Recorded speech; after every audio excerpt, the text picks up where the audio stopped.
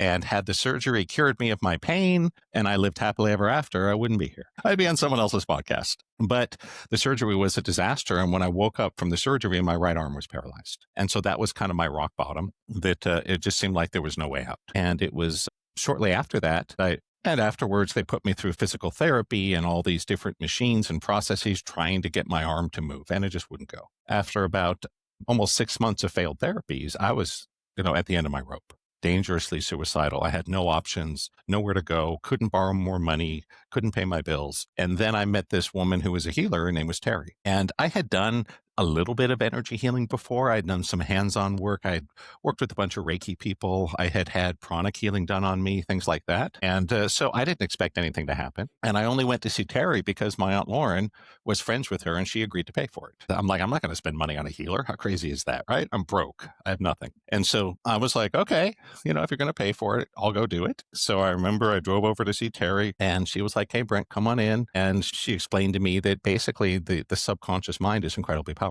And long story short, if you're full of subconscious blocks, it's going to be nearly impossible to achieve your goals. And she introduced me to the process of muscle testing, which I'm sure you're familiar with. Yeah. And she's checking me for all these blocks and doing this meditation with these clearings. And it was all very interesting, but I'm like, I'm not here to talk about my feelings, right?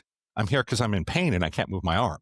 But she's asking me about my relationship with my mother and what happened with my friend and childhood stuff, right? Doing all this stuff.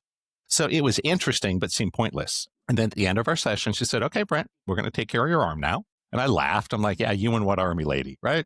And so she said, just relax. This will only take a minute. And she kind of closed her eyes and went into a trance. And I was just sitting there on the couch with, across the room, looking out the window, thinking about maybe what I want to get for lunch on the way home, right? I was like, okay, this was interesting. What's next? And it was the weirdest thing. All at once, two things happened at the same time. One was I felt a burning sensation on the right side of my neck. The other was there was this loud crack and pop in my elbow. I would say it's very similar to the cracks and pops we all get with aging, but like times 100. My whole body shook. I was like, whoa. And I remember Terry's, sitting a few feet from me. She just says, okay, dear, let's try that arm again.